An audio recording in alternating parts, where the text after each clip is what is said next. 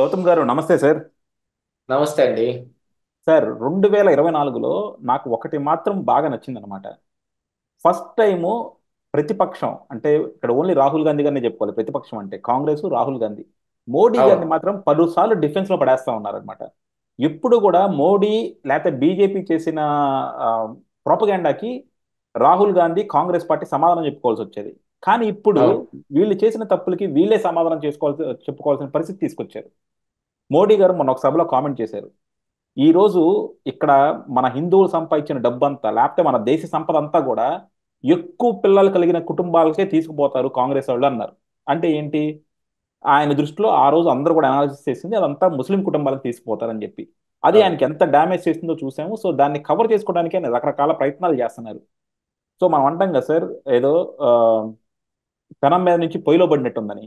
ఈ రోజు ఆయన ఉమ్, చేసిన కామెంట్ అలా ఉందన్నమాట. ఆయన ఏమన్నారంటే, చాలా మంది నన్ను ముస్లిం ద్వేషిగా చూస్తున్నారు. నాకు ముస్లింలు అంటే చాలా మంచి భావం ఉంది. మేము చిన్నప్పుడు ఇంట్లో కూడా ఈద్ సెలబ్రేట్ చేసుకునే వాళ్ళం. నేను ఉమ్, సబ్కా వికాస్ అనేది దాన్ని బాగా నమ్ముతాను. నేను ఒక వర్గానికి నేను సంబంధించిన వ్యక్తిని కాదన్నట్టు చెప్పుకుంటా వచ్చారు. అలాగే ఉమ్, ఆయన చెప్పింది ఏంటంటే, నేను ఎక్కువ మంది పిల్లలు అంటే అది ముస్లింల వర్గానికి అని చెప్పి మీరు ఎలా అనుకుంటారు? ఎక్కువ మంది ఉమ్, పిల్లలు అంటే ఎవరైనా కావచ్చు, అది పేద కుటుంబాలు కావచ్చు. పేద కుటుంబాలు ఎంతమంది పిల్లలు పడితే అంతమందిని కనేసి ప్రభుత్వం మీద పడేస్తాయి. సో నేను ఆ దృష్టికోణంలో అన్నాను అంతే తప్ప ముస్లింలు అనలేదా అన్నారు.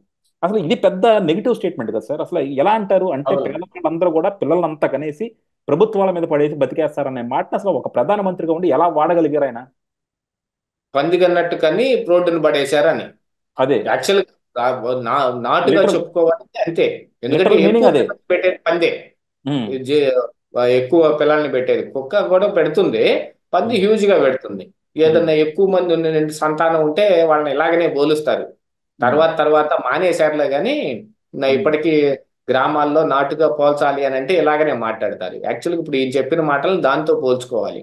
ఉమ్. ఎక్కువ మంది పిల్లల్ని కని ప్రభుత్వం మీద వదిలేశారు అని అంటే మీ రాజకీయ నాయకులు అందరూ కలిసి దిక్కుమాలిన బతుకంతా ప్రభుత్వం మీద పడి బతుకుతూ ఉన్నారు. మీరు ఎందుకు హెలికాప్టర్లు చెప్పండి? మీరు హెలికాప్టర్ వాడేదానికి ఎంతమంది పేద ప్రజలకి డబ్బులు ఇవ్వచ్చు చెప్పండి? ఎంతమంది పేద ప్రజల్ని పోషించవచ్చు చెప్పండి? ఎంతమందికి ఆ పౌష్టికాహారం కొనిపెట్టవచ్చు చెప్పండి? మీరు కారులో తిరగండి, ట్రైన్లో వెళ్ళండి, ఏం మరి లేకపోతే గోవా సీఎం లాగా స్కూటర్ మీద తిరగండి. తిరగొచ్చు కదా. అసలు నరేంద్ర మోడీ మీద ఆయన ప్రధాని అయిన దగ్గర నుంచి ఏకంగా అస్త్రం సంధిస్తోంది ఆయన బట్టలు. లక్షలు విలువ చేసే బట్టల్ని రోజుకి 10-15 జతల్లో మారుస్తూ ఉన్నాడు అని అంటే ఆ బట్టలన్నీ ఇప్పుడు ఈ 10 సంవత్సరాల్లో ఎంత ఖర్చు అయి ఉంటుందండి? ఆ విషయం గురించి చెప్పాలి. డబ్బులన్నిటినీ మొత్తం దేనికి పడితే దానికి విలాసాలకు వాడేసుకుంటుంది మొత్తం రాజకీయ నాయకులే. వాళ్ళకి అయ్యే కార్లు ఖర్చు కానీ, వాళ్ళకి అయ్యే బంగళాల ఖర్చు కానీ, వాళ్ళకి ఇచ్చే టెలిఫోన్లు ఖర్చు కానీ, వాళ్ళకి ఇచ్చే సెక్యూరిటీ ఖర్చు కానీ, ఎవరు సొమ్మదంతా? ఈ ప్రజల దగ్గర నుంచే. అంతా ట్యాక్స్ పేయర్స్ అనే ఏదో ఒక వేరే వర్గం అవుతుంది. ఆ డబ్బు సంపాదించే వాళ్ళు ట్యాక్సులు కడతారంటారు కానీ ప్రతి ఒక్క ప్రజ, ఈ భారతదేశంలో బతుకుతున్న ప్రతి ఒక్క ప్రజ ట్యాక్స్ పేయరే. సబ్బు కొంటే ట్యాక్స్ తీసుకుంటారు, కందిపప్పు కొంటే ట్యాక్స్ తీసుకుంటున్నారు. వర్తకం జరుగుతున్న ప్రతి అంశంలోనూ ఈ రోజున పొద్దున్నే లెగిస్తే రేత్రి నిద్రపోయే వరకు ఎన్నెన్ని సామాన్లు మనం వాడుతున్నామో అన్ని కొనుక్కుంటే ఆ కొనుక్కున్న ప్రతి దానికి మనం ట్యాక్సే కడుతున్నాం.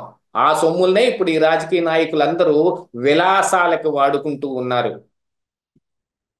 ఎక్కువ కార్లు పెట్టుకొని తిరక్కండి మీరు కూడా. ఎక్కువ ఖరీదు బట్టలు వాడకండి. మీ బట్టలు ఏదున్నా ఉంటే మీరే కొనుక్కోండి. ఒక విషయం చెప్పండి. ఇప్పుడు ఏదో ముస్లింలని దూరం చేయడానికి ఇలాగ నా మీద చేస్తూ ఉన్నారు. మేము చిన్నప్పుడు ఈద్ కూడా నిర్వహించుకునే వాళ్ళం, మేము అందరికీ సమానంగానే ఉంటామంటే మరి మీ ఇంట్లో క్రిస్మస్ చేశారా? ఈద్ చేసిన వాళ్ళు క్రిస్మస్ చేశారా చెప్పండి? ఎందుకు వాళ్ళతోటి ఇప్పుడు ఏమి ఇబ్బంది రాలేదు కాబట్టి ఈద్ వరకు చెప్పాడు. ముస్లింల పండగైన ఈద్ వరకు చెప్పాడు. మరి క్రిస్మస్ ఎందుకు చేసుకోలేదు మీరు? చేసుకుంటే ఆ విషయాన్ని ఇప్పుడు ఎందుకు ప్రస్తావించలేదు? అవసరానికి తగ్గట్టుగా నాలుక ఎటు పడితే అటు తిరుగుద్ది కదా అని నోటికొచ్చిన మాట మాట్లాడేయటం. కర్ణాటక ఎలక్షన్లప్పుడు మనం చూడలేదా? జై బజరంగ బలి, జై బజరంగ బలి. అసలు బీజేపీ పార్టీనే మతతత్వ పార్టీ అని చానాళ్ళు దూరం పెట్టిన కారణం ఏంటి చెప్పండి? ఇదే కదా.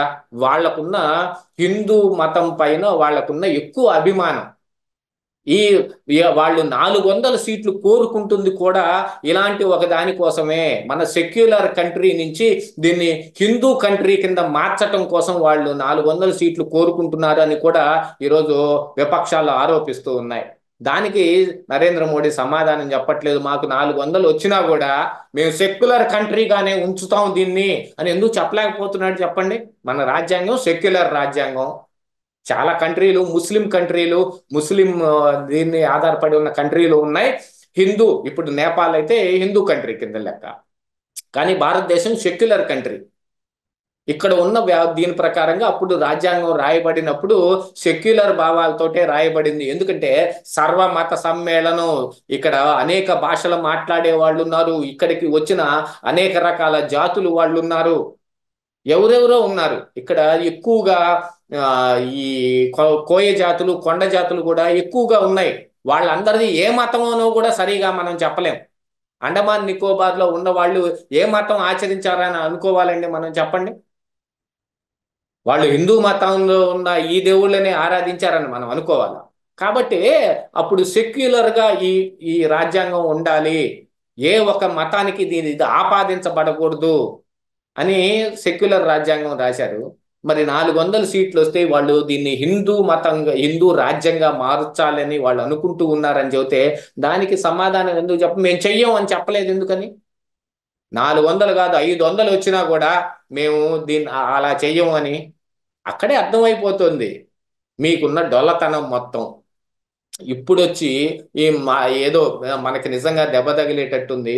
ఈ 4 విడతల్లో దక్షిణ భారతదేశంలో ఓన్లీ ఆంధ్రప్రదేశ్ తప్ప మిగతా ఏడాది వాళ్ళకి ఎన్ని సీట్లు కనపడటం లేదు. ఎందుకంటే ఒకవైపు కూటమి, మరొక వైపు జగన్మోహన్ రెడ్డి. కూటమిలో ఉన్న జగన్మోహన్ రెడ్డికి వచ్చినా మనకే వస్తాయి, 25 సీట్లు తీసి పక్కన పెట్టుకున్నారు. ఉన్న అంచనాల ప్రకారంగా వాళ్ళకి 220 నుంచి 230 తప్ప వచ్చే అవకాశం లేదు. ఏది ఎన్డీఏ కూటమి మొత్తానికి. ఎన్డీఏలో బీజేపీ తప్ప బలమైన పార్టీ ఏముంది? ఏం లేదు. అందుకని 220 నుంచి 230 దాకే వస్తాయని అప్పట్లో కొన్ని ఇవి కూడా వచ్చినాయి, సర్వేలు కూడా.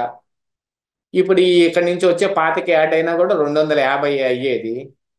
మరి 400 పైచీలకు సాధిస్తామనంటే ఏ ఏ క్వశ్చన్ చెప్పారో మనకి అర్థం కాలేదు.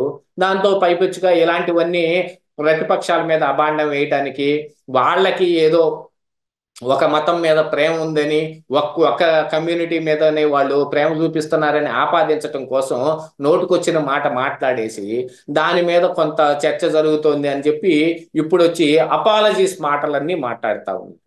ఈదే ఎందుకు చేసుకున్నారు? క్రిస్మస్ ఎందుకు చేసుకోలేదు మీరు? మీరు పుట్టే నాటికి క్రిస్టియన్లు ఎవరు లేరా? క్రిస్మస్ పండగ దానికి ప్రభుత్వ సెలవు లేదా? దాన్ని ఎందుకు జరుపుకోలేదు? సర్వమత సమ్మేళనం అని చెప్పుకుంటా ఈదే జరుపుకున్నారా? క్రిస్మస్ కూడా జరుపుకొని ఉండాల్సిందే. అవసరం వచ్చినప్పుడు అది కూడా చెప్పేవాడేమో. ఇంతవరకు నరేంద్ర మోడీ ఆయనకున్న విద్యార్హతలు ఏమేమి ఉన్నాయో దాని తాలూకు సర్టిఫికెట్లు అడిగితేనే చూపించలేదు. ఇప్పుడు మనం కొత్తగా ఈద్ జరుపుకున్నట్టుగా ఏదన్నా కొంచెం ఎవిడెన్స్ చూపించగలరా అంటే ఇంకా అది అసలుకేం ఉండదు. ఏంటో సార్, అంటే ఎన్ని మాట్లాడుకున్నా మోడీ జగన్మోహన్ రెడ్డికి మాత్రం చాలా సారూప్యత కనబడతా ఉంటుంది అనమాట. ఈయన సర్టిఫికేట్లు చూపించడు, ఆయన సర్టిఫికేట్లు చూపించడు. ఈయన నోటికొచ్చింది మాట్లాడేస్తాడు, ఆయన నోటికొచ్చింది మాట్లాడేస్తాడు. ఈయన రాజ్యాంగం ఉల్లంఘన చేస్తాడు, ఆయన రాజ్యాంగం ఉల్లంఘన చేస్తాడు. ఎవరు రాజ్యాంగం వాళ్ళదే. అసలు దుష్ప్రచారం అనే దాన్ని మొదలుపెట్టిందే మోడీ. దాని ముందు వరకు బాగానే ఉంది.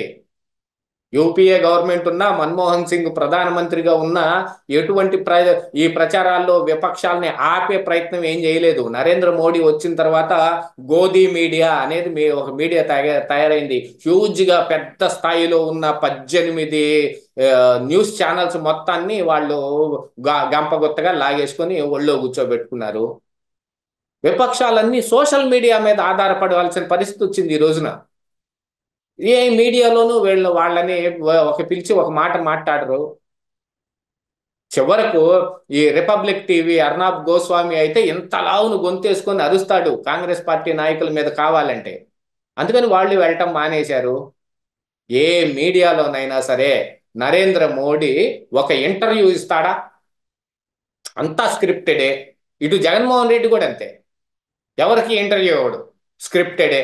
మొన్న మొన్న ఈ ఇక్కడ టీవీ 9లో జగన్మోహన్ రెడ్డి ఇంటర్వ్యూ ఇస్తే చూసాం.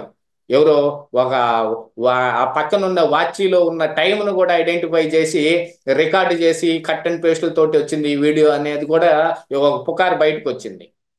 ఆయన సమాధానం చెప్పలేక కొంచెం అటు ఇటు బెత్తర చూపులు చూస్తున్న వీడియోలు కూడా బయటకు వచ్చాయి.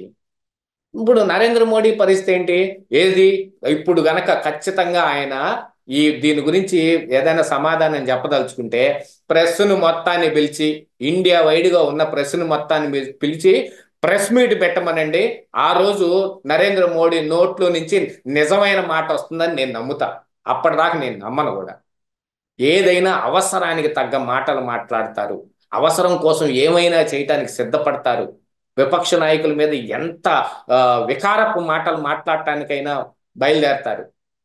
ఇక్కడికి 2019లో ఆంధ్రప్రదేశ్ వచ్చి అప్పుడు చంద్రబాబు నాయుడు ఆయనతోటి విభేదించి బయటకు వచ్చాడని లోకేష్కి పితానే ఓకియా ఏకియా అని చెప్పాడు. ఏటీఎం లాగా వాడేశారు పోలవరాన్ని అని. ఇప్పుడు కూటమిలో కలిసి అదే చంద్రబాబు నాయుడుతో కలిసి అదే స్టేజ్ మీద ఉన్నా కూడా జగన్మోహన్ రెడ్డి గురించి కూడా ఒక్క మాట మాట్లాడు. కావాలంటే వైసీపీ నాయకులు వైసీపీ ప్రభుత్వం అని అంటాడు కానీ జగన్మోహన్ రెడ్డిని ఎందుకు పేరెత్తలేదు? ఆ రోజు లోకేష్కి పితానే అన్నాడుగా. ఈరోజు కనీసం అనాల్సిందిగా వైఎస్ఆర్కి బేటానే అని అనొచ్చు కదా, లేకపోతే షర్మిలాకి భయ్యానే అనొచ్చుగా. ఎందుకు అంటం లేదు? దీని అంతటికి ఏంటి అంటే వీళ్ళు వాళ్ళు ఒకటేనని అర్థం. ఈ రోజుకి కూడా సిఎస్ జవహర్ రెడ్డి ఇంకా అక్కడే ఉన్నాడు అని అంటే జగన్మోహన్ రెడ్డి కావాల్సిన అధికారులు మొత్తం అక్కడే అదే స్థానాల్లోనే మళ్ళీ తిరిగి కొనసాగుతున్నారు అని అంటే వాళ్ళకి కావాల్సిన వాళ్ళే మళ్ళీ మళ్ళీ తిరిగి వస్తున్నారంటే మొత్తం కారణం పైన ఉన్న ఈ నాయకులే. వాళ్ళకి రాజకీయం, ఓట్లు, సీట్లు వాళ్ళు అనుకున్న విధానాన్ని ప్రవేశపెట్టడానికి కావలసిన అవకాశాలు తప్ప వేరే ఏమీ ఉండవు.